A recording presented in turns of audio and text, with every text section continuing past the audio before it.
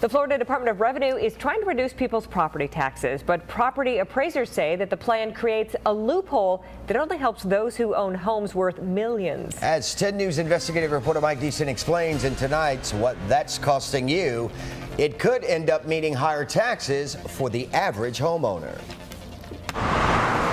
From owners of large malls like West Shore and International Plaza to homeowners throughout the area, each year they're hit with property tax bills that fund everything from police and fire to schools and local government. Nobody likes paying taxes, but you got to do it. Our fair share, I think, and people, if they get the services, they don't mind paying their fair share. But the average taxpayer should not have to pick up losses by somebody that is able to find a loophole. The chief assistant Hillsborough property appraiser, Warren Weathers, says the Florida Department of Revenue is trying to create a loophole which would allow those who own expensive properties to pay less than their fair share of property taxes. Property taxes have spiraled out of control.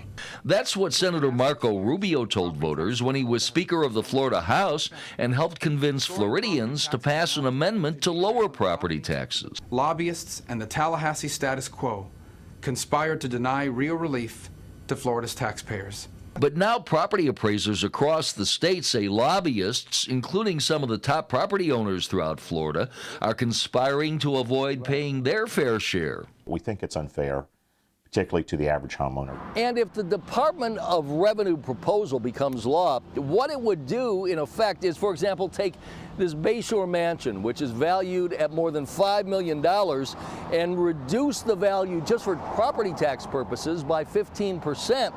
That would save the owner thousands of dollars.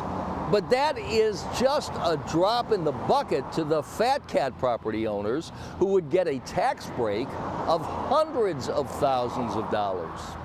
This could cost the average homeowner more by picking up the burden if large properties are reduced. The reduction for big property owners in our area could be huge. For example, International Mall, which pays about $2.5 million in property taxes, would save approximately $372,000.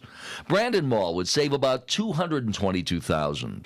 In Pinellas, Countryside Mall would save $448,000. Tyrone Mall would have a savings of $370,000. Sounds like it's good for them, but doesn't sound fair. The loophole would take millions of dollars away from local government budgets. For the local services, they're in dire need right now, police and fire and schools. Somebody's going to have to make it up somewhere. And while property appraisers say it could increase the property taxes for the average homeowner, that same average homeowner won't be able to take advantage of the loophole and save any money.